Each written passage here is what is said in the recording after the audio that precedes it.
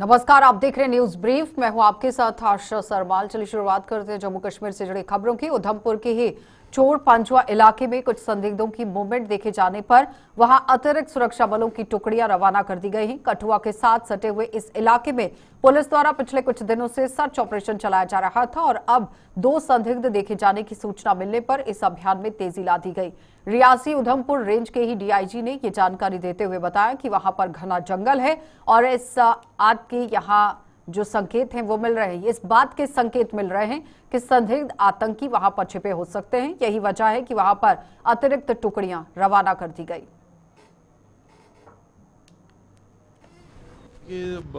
कल शाम को 2 सस्पेक्ट देखे गए हैं। उनकी साइटिंग कंफर्म हुई है और ये चोर पंजवा इलाका पड़ता है, बिल्कुल कठुआ से सटा हुआ इलाका है उधमपुर का। और वहाँ पे सर्च ऑपरेशन, हालांकि हमारी पार्टीज वहाँ पहले से ही मौजूद थी और इस इलाके को हमने पिछले 8 दिन से ही कठुआ के ऑपरेशंस के सपोर्ट में घेर के रखा हुआ था। बट आज हमने एडिशनल फोर्सेस वहाँ पे भेजी हैं और पूरे इलाके में सर्च ऑपरेशन जो है वो चल रहा है और हमें उम्मीद है कि वहाँ पे कुछ इलाके में कोई घना जंगल है और हमें उम्मीद है कि उन्हीं इलाकों में कहीं ये लोग छुपे हुए होंगे और हमें कामयाबी मिलेगी। देखिए, अभी कोई और फर्दर डिटेल लेना या उसके बारे में टिप्पणी करना मुझे लगता है प्रीमेच्योर होगा। हम डिटेल्स का वेट करेंगे और उसके बाद ही बात करेंगे इस बारे में। तो भारतीय जनता पार्टी की राष्ट्रीय महासचिव तरुण चुग ने कहा कि लोकसभा में पास हुए वक्फ संशोधन अधिनियम ने यहां देश को बेहद लाभ दिया है और ये बिल पास होने के बाद लोगों को काफी इसका लाभ मिलेगा। इस बिल से पिछड़े हुए मुस्लिम वर्ग को बेहद लाभ मिलने जा रहा है। तरुण चुग ने आरोप लगाया है कि राहुल गांधी और ओवैसी जैसे नेता इस बिल की आड़ में मुस्लिम समाज में भ्रम फैलाने में कोई कसर नहीं छोड़ रहे। और इस बिल पर तरुण चुग ने खास बातचीत हमारे संवाददाता ताबिश कमाल के साथ भी की है। क्या कुछ कहा है, देखिए।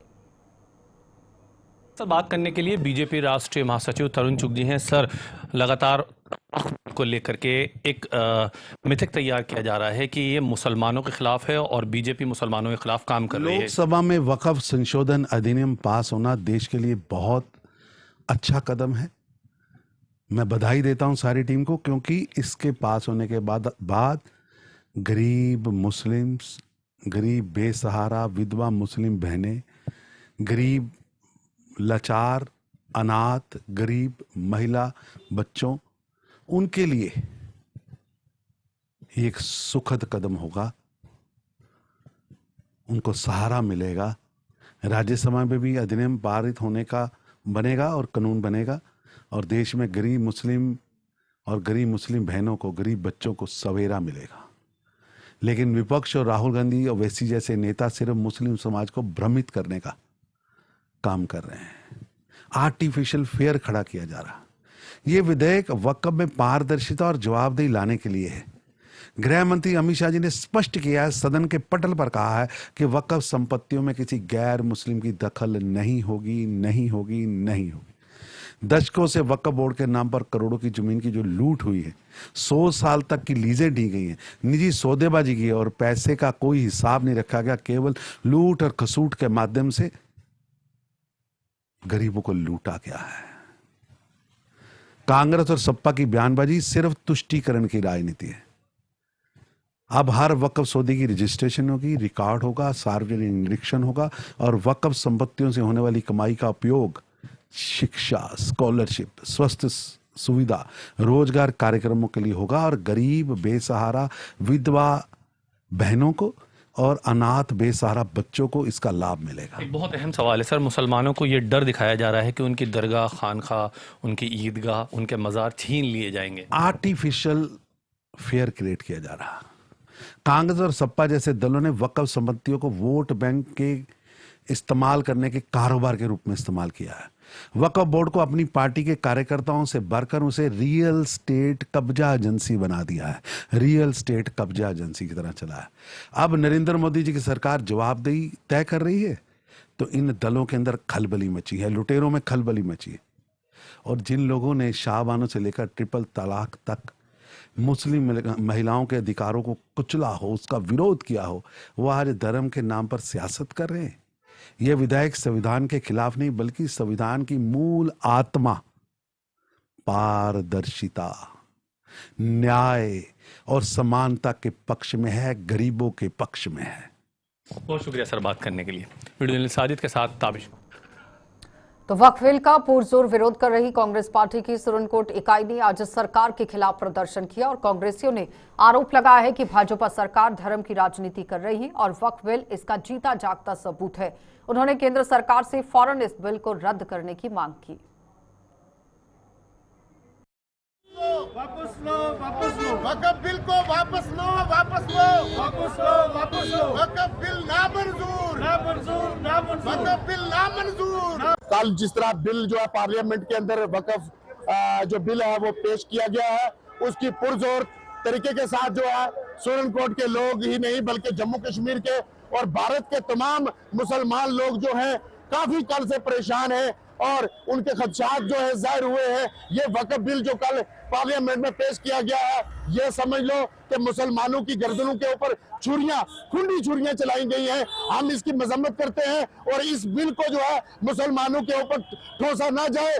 तमाम मुल्क के मुसलमान जो हैं इस बिल के खिलाफ हैं और हमारे जितने भी मुसलमान पार्लियामेंट के मेंबर्स हैं, हमारे जितने एमएलएज हैं, जितने रिप्रेजेंटेटिव मुसलमानों की जितनी भी जमातें हैं हिंदुस्तान में, उन सब ने इस बिल की मुखालफत की है। हम तमाम सुरनकोट के लोग, जम्मू कश्मीर के लोग जो हैं इस बिल की मजम्मत करते हैं और मांग करते हैं मरकजी सरकार से कि आइए आप अपने फैसले जो है वो हम पर ना थोपे। हम इस वक़्फ़ बिल की जो है पुरजोर मजम्मत करते हैं और मरकजी सरकार से ये अपील करते हैं कि इस बिल को जो है वो मंजूर ना किया जाए, जल्दी से जल्दी इस बिल को वापस किया जाए, क्योंकि ये हिंदुस्तान है, हिंदुस्तान यहाँ सबका है। यहाँ चाहे हिंदू हो, मुस्लिम हो, सिख हो, ईसाई हो, ये एक ऐसा गुलदस्ता है हिंदुस्तान जिसकी मिसाल जो है वो पूरी दुनिया के अंदर दी जाती है। लेकिन जब से ये बीजेपी सरकार हिंदुस्तान के अंदर 2014 के बाद नाफिज की है या इन्होंने संभाला है अपने आप को, तब से उन्होंने ये जो है ये तरह तरह के हथकंडे अपनाने शुरू कर दिए हैं। कभी हिंदू मतलब कभी मुसलमानों के खिलाफ, कभी सिखों के खिलाफ और खास करके मुसलमानों के खिलाफ जो है वो तरह तरह के प्रोपेगेंडा जो है वो मरकजी सरकार कर रही है। हम ये कहते हैं, हम ये मांग करते हैं मरकजी सरकार से और ये अपील करते हैं हिंदुस्तान के तमाम मुसलमानों से, आओ इकट्ठे हो जाओ और इकट्ठे होकर। तो नगरोटा और बड़गांव विधानसभा सीट पर होने वाले विधानसभा के उपचुनावों की तैयारियां शुरू कर दी गई हैं। इसी कड़ी में जम्मू में नगरोटा की बूथ लेवल अफसरों और सुपरवाइजर्स के साथ यहां चुनाव आयोग द्वारा ट्रेनिंग प्रोग्राम का आयोजन किया गया था, जिसका आज समापन हुआ। निर्वाचन आयोग द्वारा आयोजित 2 दिनों के इस ट्रेनिंग प्रोग्राम में बूथ लेवल अफसर और सुपरवाइजर्स को नगरोटा सीट पर होने वाले उपचुनाव के लिए जिम्मेदारियां दी गई हैं, उनकी जानकारी भी दी गई।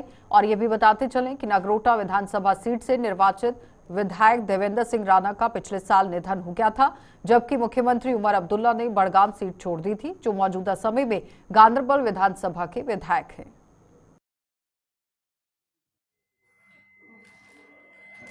या डिसेबिलिटी मार्क करानी हो तो इसको डिटेल में भी हम लोग डिस्कस करेंगे। फिर जो भी हम लोगों ने डिस्कशन वो हम लोगों ने देखा, अच्छे इलेक्शनों के लिए एक अच्छे इलेक्टोरल रोल का होना बड़ा ज़रूरी है। आपकी वोटर लिस्ट जितनी एक्यूरेट होगी, जितनी अच्छी होगी, जितनी उसमें कम गलतियां होंगी, उतना इलेक्शन अच्छे से होगा, उतने इलेक्शन में डिस्प्यूट कम होंगे। तो इसी को ध्यान में रखते हुए बीएलओज को बेसिक लेवल पर ट्रेन करने के लिए और उनका जनता के प्रति व्यवहार कैसे हो, कैसे वोट बनाने हैं, कैसे जो जिनकी डेथ हो गई है या शिफ्ट हो गए हैं उनके वोट कैसे ट्रांसपोज करने हैं या डिलीट करने हैं, इस सब के बारे में हमारे नेशनल लेवल मास्टर ट्रेनर्स ने पूरे अच्छे तरीके से सेशंस लिए हैं और एक ट्रेनिंग प्रोग्राम जो है वो कंडक्ट हुआ है। कमीशन की तरफ से ये पहल थी कि जो बेसिक जो ग्रास रूट लेवल पे जो बीएलओ होता है वो अच्छे से ट्रेन हो तो इलेक्शन भी अच्छे से हो। यहाँ पे हम उनको ये बता रहे हैं कि बीएलओस के रोल्स, ड्यूटीज, रिस्पॉन्सिबिलिटीज क्या हैं, जो आवश्यक फॉर्म्स हैं वो उनको समझाए जा रहे हैं, प्रैक्टिकल्स भी कराए जा रहे हैं, फॉर्म फिलिंग एक्सरसाइज कराई जा रही हैं, रोल प्ले भी कराया गया है, हाउस टू हाउस सर्वे कैसे करना है वो भी बताए गए हैं, एटिकेट्स के बारे में बताया गया है, किस तरह से बात करनी है, ये सारी डिटेल्स बताई गई हैं। और आम तौर पे जब फॉर्म्स भरे जाते हैं लोगों से क्या गलतियां हो जाती हैं, क्या गलतियां ना हो, उन सब के बारे में यहाँ पे डिटेल में डिस्कशन किया गया है। समाज कल्याण विभाग द्वारा 5 अप्रैल से ही 11 अप्रैल तक रियासी जिले के विभिन्न इलाकों में असेसमेंट कैंप लगाए जाएंगे। ये कैंप यहां ठाकरा कोट के पंचायत घर, डाक बंगला और सुनगढ़ी चसाना, कम्युनिटी हॉल अरनाज, तहसील समाज कल्याण अधिकारी कार्यालय बाहोर, तहसील समाज कल्याण अधिकारी कार्यालय रियासी, कम्युनिटी फैसिलिटी सेंटर पौनी और ग्रामीण ब्लॉक विकास विभाग अधिकारी कार्यालय कट्टा में लगाए जाएंगे। जहां पर जिला समाज कल्याण अधिकारी सचिन शर्मा ने आज रियासी में प्रेस कॉन्फ्रेंस के दौरान बताया कि ये कैंप यहां दिव्यांग वर्ग के लोगों के लिए लगाए जा रहे हैं और इन कैंप में उनकी असेसमेंट कर उन्हें जरूरत की जो चीजें हैं, सामान है, वो मुहैया कराया जाएगा। जिलाधिकारी ने दिव्यांग लोगों को अपने अपने क्षेत्र में लगने वाले कैंप का लाभ उठाने का आह्वान किया। दिव्यांगजनों के लिए, सीनियर सिटीजन्स के लिए, जिसमें कि ऐसे दिव्यांगजन जिनको डिफरेंट टाइप्स की असिस्टिव एड्स चाहिए, चाहे वो क्रचीज हो, चाहे वो वॉकिंग स्टिक्स हो, चाहे वो व्हील चेयर्स हो, वो कैंप लगाया जाएगा। जिसमें कि एलिम्को के जो है वो स्पेशलाइज्ड पर्सनस जो है वो ज़िला रियासी में आएंगे। और ये जो कैंप है ये 5 तारीख से लेकर 11 तारीख तक जो है वो डिफरेंट लोकेशंस में, डिफरेंट तहसील्स में लगाया जाएगा अक्रॉस ज़िला रियासी में। इसका मेन मकसद यही रहेगा कि जितने भी हमारे सीनियर सिटीजन्स और दिव्यांगजन्स हैं जिनको कोई भी डिसेबिलिटी है या फिर चलने में प्रॉब्लम है या हियरिंग एड्स में उनको सुनने में इशू आता है या आंखों का कोई उनको प्रॉब्लम है या फिर कोई ऐसी प्रॉब्लम है जिससे कि उनको मेंटल रिटार्डेशन या ऑटिज्म की बीमारी है, उनका जो है वो असेसमेंट किया जाएगा। जितनी भी असिस्टिव डिवाइसेस उनको चाहिए होंगी उस असेसमेंट कैंप में एक्सपर्ट्स के द्वारा जो एलिम्को के ministry of social justice and empowerment के द्वारा आ रहे हैं वो उनका नीड असेसमेंट करेंगे। और उसके बाद जो है इसके बाद एक और कैंप लगाया जाएगा जिसमें कि डिफरेंट टाइप जो एड्स उनको इस टाइम पे असेस की जाएंगी, उस टाइम पे डिस्ट्रीब्यूशन की जाएगी। जैसे कि मैंने पहले बताया, इसमें हमारे सीनियर सिटीजन्स के लिए हमारे पास क्रचीज आ जाएंगी, व्हील चेयर्स आ जाएंगे, दिव्यांगजनों के लिए हियरिंग एड्स आ जाएंगे। अगर उनको मोटराइज ट्राईसाइकिल चाहिए वो भी उनको वहाँ पे नीड असेसमेंट के द्वारा दिया जाएगा। इस तरह ये एक एग्जॉस्टिव लिस्ट है जो कि हमारे एलिम्को के पर्सनल ज़्यादा बेहतर तरीके से बता पाएंगे। लेकिन ऐसी डिवाइस जो चाहे वो सीनियर सिटीजन्स के लिए लाभदायक हो या फिर दिव्यांगजन के लिए लाभदायक हो, उनका नीड असेसमेंट करते हुए और एज पर द एलिजिबिलिटी जो है वो रियासी की जनता को प्रोवाइड किया जाएगा दिव्यांगजनों के लिए। तो जम्मू के गोल गुजराल इलाके की गुजर बस्ती में अवैध रूप से किए गए निर्माण आज जमींदोज कर दिए गए। जेडीए ने पुलिस की मदद से गुजर बस्ती में बड़े स्तर पर अभियान चलाया और सभी अवैध निर्माण मिट्टी में मिला दिए हैं। इस पूरे अभियान के दौरान जेडीए के अधिकारियों के साथ एसपी रूरल ब्रिजेश शर्मा अपनी टीम के साथ विशेष तौर पर मौजूद रहे।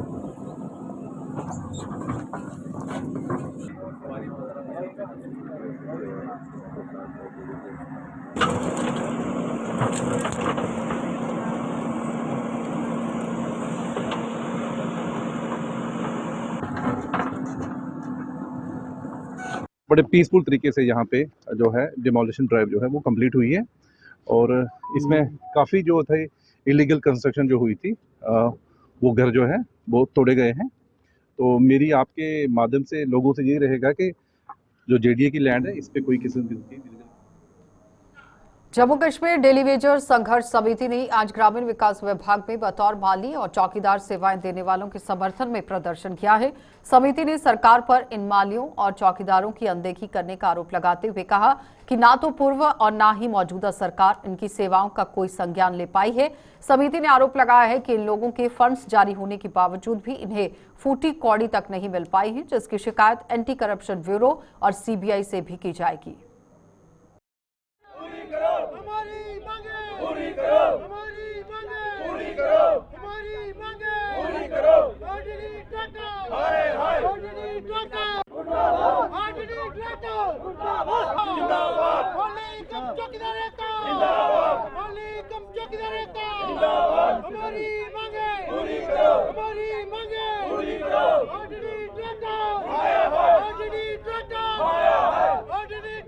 हमारी यही है, हमारी जो पेंडिंग बेसिस बनी है वो रिलीज होनी चाहिए और हमें जल्दी से जल्दी हमारा मसला हल होना चाहिए।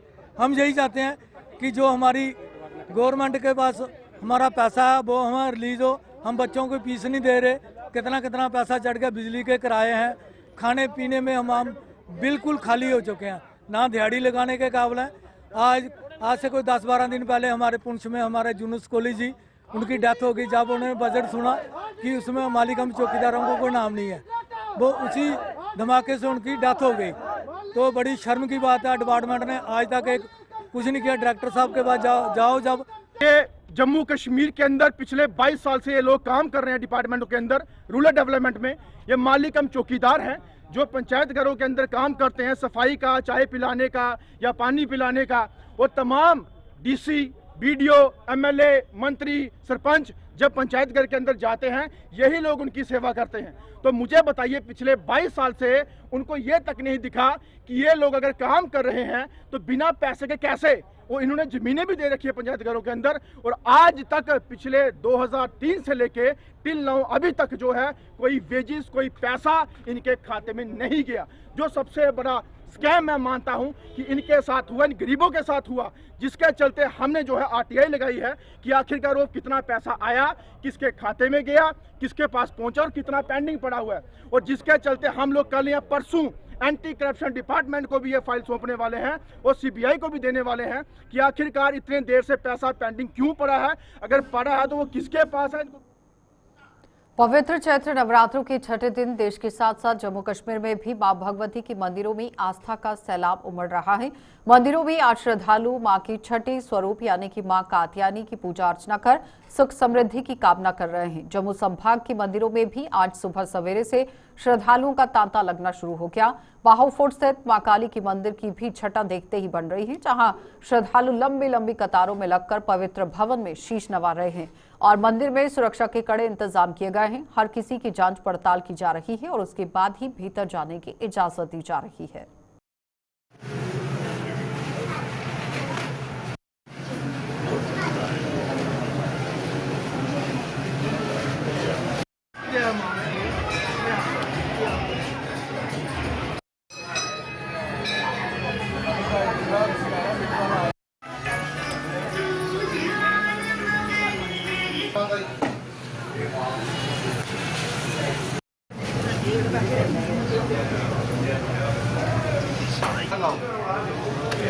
जोर से बोलो जय माता दी।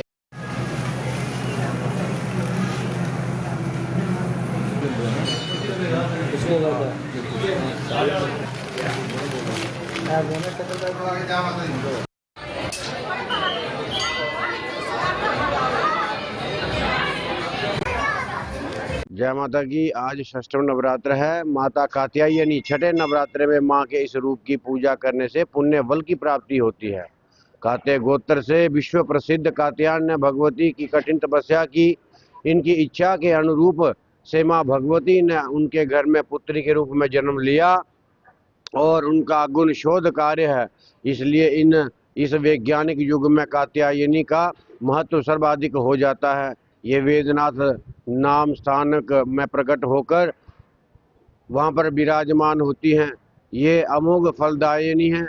माँ भगवती आप सब भक्तों का कल्याण करें। 6 कन्याओं का पूजन कर उनसे आशीर्वाद ले और विशेषकर शोधकर्ता जो हैं हमारे और जो साइंटिस्ट हैं वो माँ भगवती कात्यायनी की सेवा जो है वो पूर्ण रूप से करें ताकि आपको वह विशेष रूप से आशीर्वाद दे सके। जय माता दी। ये आज छठा नवरात्र है। मैं काफी देर से सोच रही थी, पर कहते हैं कि जैसे माता रानी का बुलावा है तब भी इंसान जहाँ पे पहुँच पाता है। तो माता हमारे जम्मू में माता कालका का मंदिर बहुत ही प्रसिद्ध मंदिर है। मैं चाहती हूँ कि सभी नवरात्रे पे जहाँ पे आएं अपनी मन्नतें पूरी करें। माता रानी जहाँ से खाली झोली कभी किसी को भेजती नहीं है।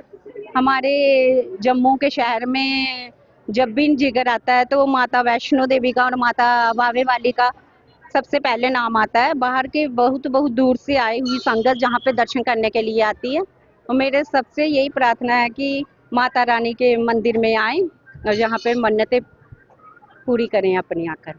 हम हमेशा की तरह तकरीबन हफ्ते में 1-2 बार माता रानी के आशीर्वाद प्राप्त करने आते हैं। माता रानी सबको सुख शांति दे, शरीर स्वस्थ रहे, इसलिए हम यहाँ दर्शन करने के लिए आते हैं और हमारे से जो हो सके सुविधापूर्वक माता के अर्पण करते हैं और माता रानी भी हमें आशीर्वाद देती है। आप सबको ज्ञात होगा कि हमें तो पता है, हम बड़ी उम्र के हैं, यहाँ 1965 और 1971 की जंगें लड़ी गई थी। माता रानी की कृपा से पाकिस्तान के जब जहाज आते थे उनको यहाँ जम्मू में सिर्फ पानी ही पानी नजर आता था, वो कुछ नजर नहीं आता था, हर बार वो सबर रहते थे। ये माता रानी की कृपा है हमारे जम्मू पे कि ज्यादा कभी भी हमारा नुकसान नहीं होता। जय माता दी, जय माता। हजारों की श्रृंखला, सुबह 4 बजे मंदिर खुलता है, उसके बाद सरदारों की श्रृंखला में यहाँ लोग आते हैं और आप देखते हैं कितनी भीड़ होती है। ये सब माता रानी की कृपा है सबके ऊपर, पूरे जम्मू वासियों के ऊपर। आज दरबार में आज जैसे कि चैत्र नवरात्रे चल रहे हैं, तो हमारे छठा नवरात्रा आज, तो कई श्रद्धालु माता बावे वाली के आते हैं, कई श्रद्धालु माता वैष्णो देवी के जाते हैं, मन्नतें ही पूरी करते हैं अपनी। जैसे मेरे भी अभी 12th के पेपर हुए हैं, तो आए थे पूरी फैमिली के साथ कि मन्नतें मांगने की, अच्छे नंबर आए थे। तो सभी भक्तों से यही प्रार्थना है कि आएँ और दर्शन करें माता बावे वाली के और अपनी मन्नतें पूरी करें। तो बैसाखी के पर्व से ठीक पहले रणबीर नहर में पानी आने से किसानों के साथ साथ आम लोगों के चेहरे भी खुशी से खिल उठे हैं। सिंचाई विभाग ने रणबीर नहर में पानी छोड़ दिया है, जिसके चलते इसकी सहयोगी नहरों में भी अब धीरे धीरे पानी पहुंचने की किसानों की फसलों की सिंचाई संबंधी समस्या का भी समाधान होना शुरू हो जाएगा, क्योंकि नहर में पानी छोड़ दिया गया है और अब इसके साथ जुड़ी हुई बाकी नहरों में भी आप देखिए पानी की सिंचाई किस तरह से होगी।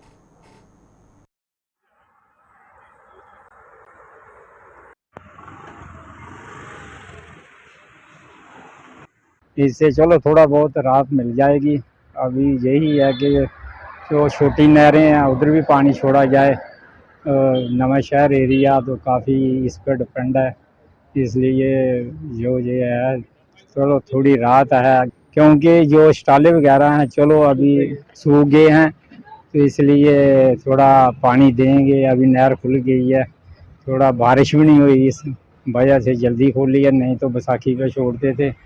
तो बैसाखी में भी थोड़ा चलो आगे बैसाखी त्यौहार आ रहा है, उस पर भी नहाने धोने के लिए पानी मिल जाएगा लोगों को, तब तक साफ भी हो जाएगा।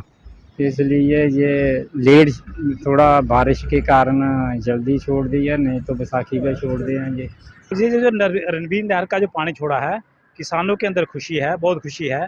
इसमें अपने फसल पेड़ को पानी दे सकते हैं और अभी ठंड से राहत मिलेगी।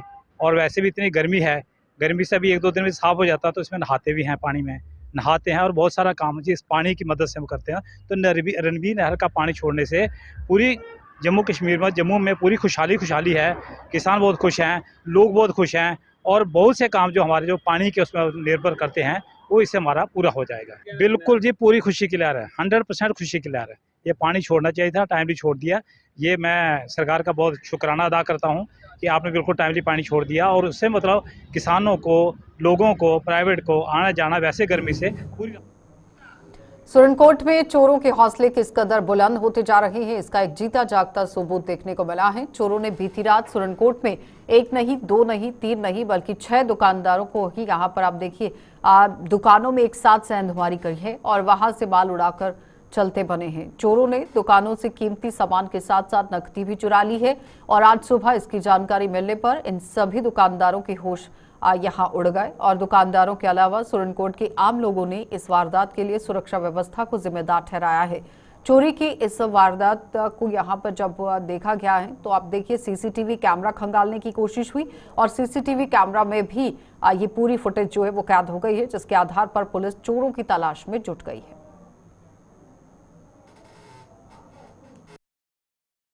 हाँ, आज सुबह मुझे 5 बजे डॉक्टर साहब ने फ़ोन किया कि आपकी दुकान का शटर टूटा हुआ था। तो मैं सुबह आया तो अभी पुलिस वाले भी आए थे, सारे फॉरेंसिक लैब वाले भी आए। अभी मैंने शटर उठाया है, सामान कोई भी नहीं चोरी हुआ है, सिर्फ मेरे गले में से पैसे निकाले गए हुए हैं। वो 40-50 हज़ार रुपये लगभग होगा। बोलूँगा कि मदद करें, जो हो सकता है उनको पकड़ें चोरों को। ये सब हमारे किराएदार है बेचारे, इनके लाखों रुपए का नुकसान हो गया है। और मज़े की बात यह है कि जो चोर हैं वो कोई एक आदमी नहीं है, पता कितने आदमी होंगे जिन्होंने 6-7 दुकानें एकदम तोड़ ली हैं। ना जाने उनके पास क्या क्या सामान था, लेकिन किसी तक भटक नहीं लगी। मैं तो ये सोचता हूँ कि हम यहाँ बिना पर के रह रहे हैं, कोई हुकूमत हम पर नहीं है, हम पर हुकूमत ठोसने वाली है, मदद करने वाली कोई नहीं। 50 बार रिक्वेस्ट की एडमिनिस्ट्रेशन को कि बाजार में बहुत बड़े कैमरे लगाओ, इन्होंने कैमरे नहीं लगाए, बाजार में शेड शूट बना के अपने पैसे निकाल के खा लिए, लाखों रुपए घपला कर लिया, कोई पूछने वाला नहीं है। सबसे पहले एक CBI इंक्वायरी कराई जाए, CBI म्यूनसिपैलिटी के खिलाफ मन मर्जी से काम कर रहे हैं। ये तो सुप्रीम कोर्ट को अपने बाप दादा की प्रॉपर्टी समझ रहे हैं, किसी का ख्याल नहीं रखते। लोग खड्डे में जाएं, लोगों की कोई चिंता नहीं, उनको अपने जेब भरने में लगे हैं, बिना प्लानिंग के काम कर रहे हैं। तो DC साहब थोड़ा kindly intervene in the matter. बाजार लूटे जा रहे हैं, 1 दुकान 2 दुकान 4 दुकान 6 दुकान में किसको हम ऐसे है कि सब कुछ पुलिस पर हम इल्जाम लगाते हैं, पुलिस पर गश्त है, लेकिन वो काम SP साहब का देखना है, उसमें हमें उस पर इंटरवीन करने के कोई बात हम कर सकेंगे, लेकिन उसका हमें फायदा नहीं मिलेगा। वो SP साहब को देखना है कि चोरी क्यों हुई। पूरा विश्वास है, पूरा यकीन है कि पुलिस जो है क्विक एक्शन करेगी और ये जो चोरियां बरामद करेगी। लेकिन मैं ये समझता हूं कि कहीं ना कहीं यहाँ पे नेग्लिजेंसी जो है वो पुलिस की हुई है। अगर पुलिस यहाँ पे रात को होती, यहाँ पर मैक्सिमम देखिए कि सुरन कोट बाजार के अंदर CCTV कैमरे जो है वो इंस्टॉल किए गए हैं। और मैं ये कहूंगा जिला इंतजामिया से और तहसील ऑफिसरान से कि फौरी तौर पर तमाम कैमरों की जो है वो छानबीन की जाए और फौरी तौर पर इसका एक्शन किया जाए। और मैं अपने दुकानदार भाइयों से भी ये कहूंगा, जितने भी मेरे दुकानदार भाई है, 1 घंटे के बाद आप सुरन कोट बस स्टैंड बावली पे 10 बजे तमाम दुकानदार यहाँ पर आए और यहाँ पर बैठ के हम जो है इसके खिलाफ जो है एक एहतजाजी मुजाहिरा भी करेंगे। और मैं अपने दुकानदार भाइयों से भी कहूंगा कि जितनी सपोर्ट, अगर आपको किसी के ऊपर कोई शक है तो आप वो पुलिस से भी जो है वो शेयर करें, ताकि इस चोरी को जल्द से जल्द बरामद किया जाए। और मुझे पूरा विश्वास है कि इसके ऊपर जो है वो क्विकली एक्शन होगा। चलिए, न्यूज ब्रीफ में इतना ही, इजाजत दीजिए, नमस्कार।